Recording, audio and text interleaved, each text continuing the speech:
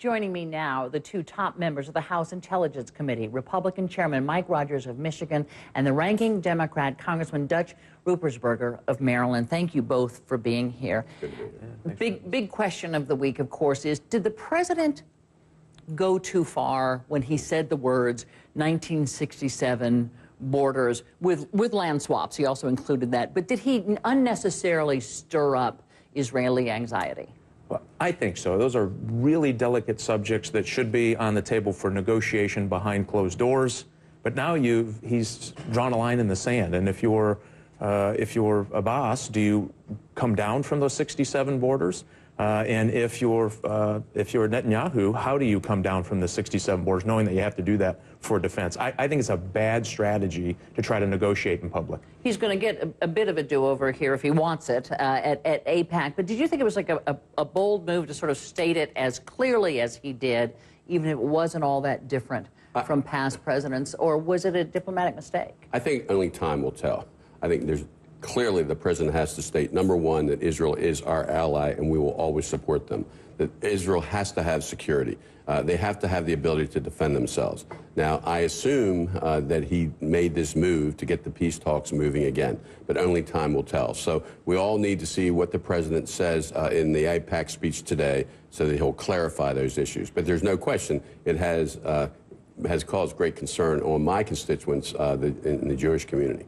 And you know, the problem is, I think, that the other half of the people I talked to said, this is like pie in the sky. They're nowhere near talking to one another, much less, okay, where do we start? And part of the problem is that now Fatah and Hamas have joined forces, if you will, or they've come to an agreement, and Hamas doesn't recognize Israel's right to exist, and the U.S. considers Hamas a terrorist group. So aren't we just kind of talking about something that we are nowhere near? Can the U.S. ever say, fine, Hamas is now part of the equation? They would have to have fundamental changes, and I don't see it anywhere on the horizon. And again, that was the problem about establishing those borders. And much of those borders are in place because of security concerns for Israel. And so now you have somebody who doesn't want you to exist, who now believes the standard is the 67 borders. I don't even have to negotiate down from there. I just get to negotiate up from there. That's why I thought this was such a colossal mistake for negotiations. And I just wish the president hadn't done it in public. All of those discussions can happen behind closed doors. That's what negotiations are about. But when you lay it on the table like that, you dig people into saying, that's I will get no worse than that position. Well, it's unacceptable for Israel. And of course, if you're Hamas, the fact that Israel exists is unacceptable as well. Dangerous. So really, we're just, it seems to me that we are extraordinary. It seems to me Middle East peace talks are stalled always is a headline somewhere in any decade I've ever covered politics, which has been a while. And it seems to me now they're more than stalled. They're non-existent and further apart. And we also seem to have what seems to me a not great relationship between the Prime Minister of Israel and the President of the United States. What's your take? First thing, the issue of Hamas is clear. How can you have a negotiated agreement with Hamas or any country who would not acknowledge the existence of Israel? That has to be done. On the other hand, there is a situation where the talks have stalled. And I assume only time will tell that this is what the president was doing to make this an issue. But in the end, Israel is not going to agree with any peace agreement, if they cannot defend their borders. They have the right to defend themselves and to make sure that those countries that they have an agreement with. And you cannot deal with terrorists, and that is Hamas. So that has to be dealt with, or there will not be an agreement. I want to talk more general about the Arab Spring, because that was actually the focus of the president's talk. And here's some of the commentary that came out talking about the president and the U.S., new U.S. policy, or the same U.S. policy, however you want to look at it. Came from the Arab Center for Research and Policy Studies, writing, most people have realized that what the U.S. does or does not do is no longer important because people took matters into their own hands and decided their own future. So why should people care what President Obama says? America is no longer an issue.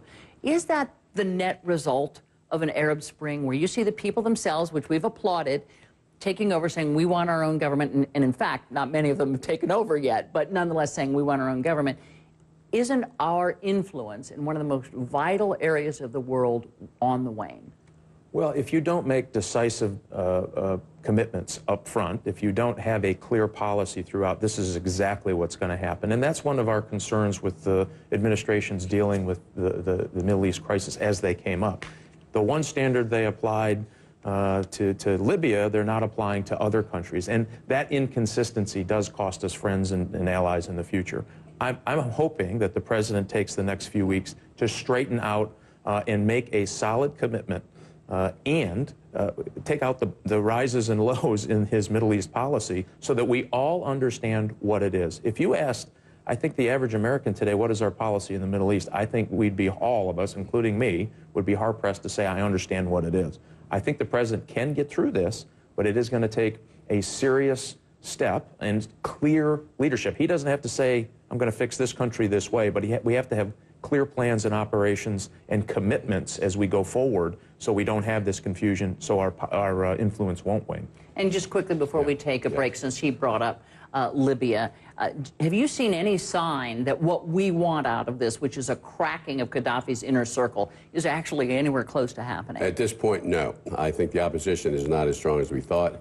NATO has been aggressive in dealing with the no-fly zone, but I think we have a long way to go. And I applauded the president in saying we weren't going to put boots on the ground. We cannot be the sheriff for the rest of the world. We need to support these other countries for democracy and the issues that are important to our best interests.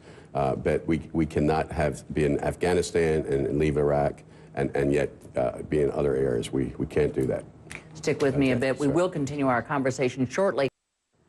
We are back with the two top members of the House Intelligence Committee, Congressman Mike Rogers and Dutch Ruppersberger. Thank you so much. Let us talk about Pakistan. Yeah. So it seems to me there are two choices here for the money we give Pakistan and our relationship with it. There will either be repercussions for incompetence or, you know, downright hostile views toward American policy, or it will be business as usual. Which one is it going to be?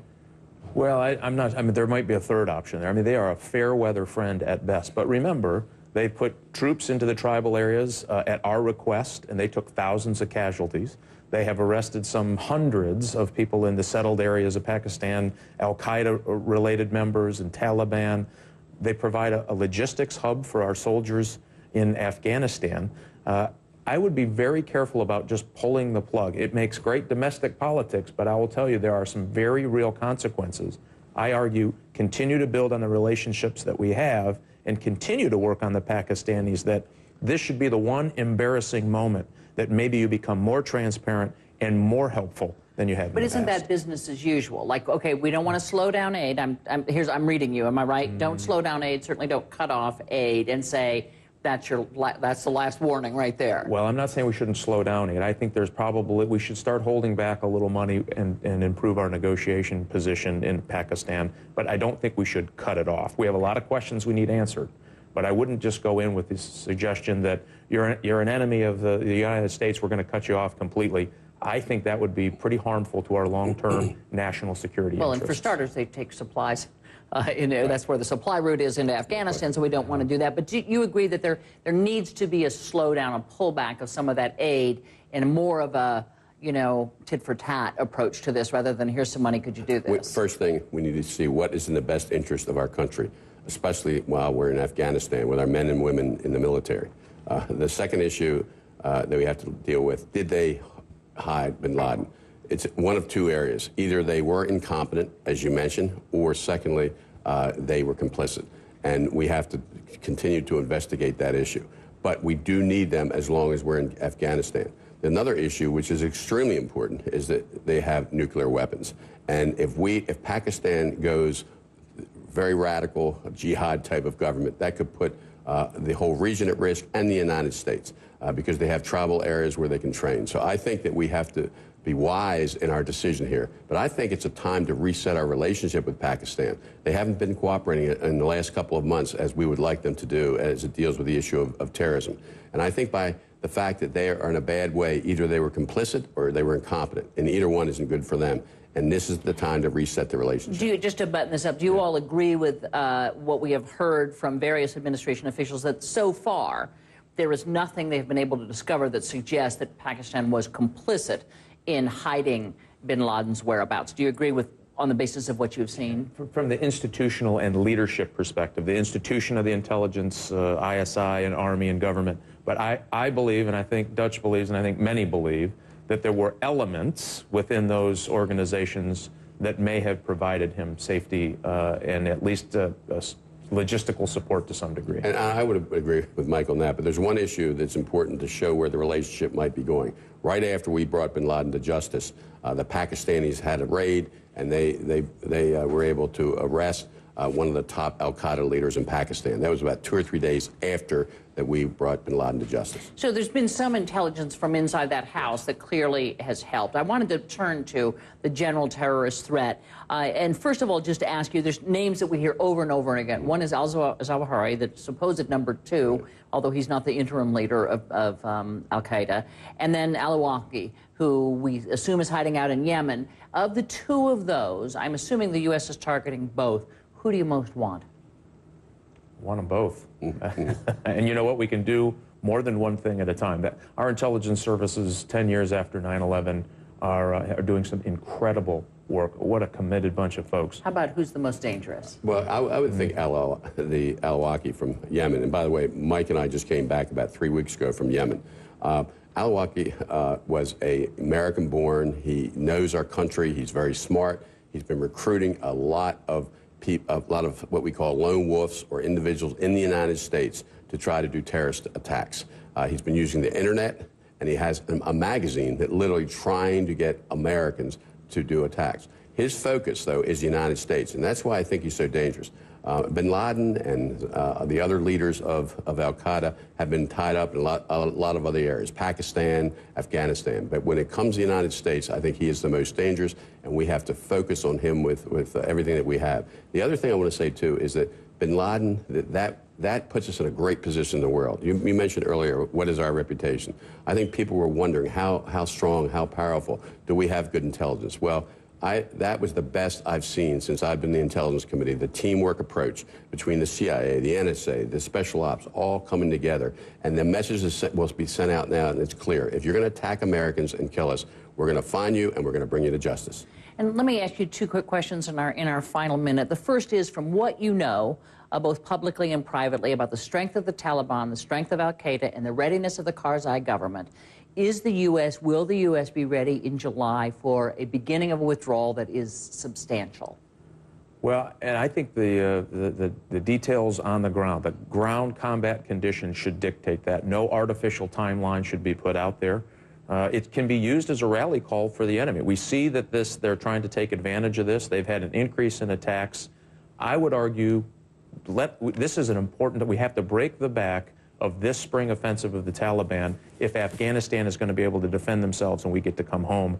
Don't put an artificial timeline on it. It might be June, it might be May, it could be July. We shouldn't, I think it's very dangerous to tell the enemy, this is the day you have to hold on to, and then we're going to leave.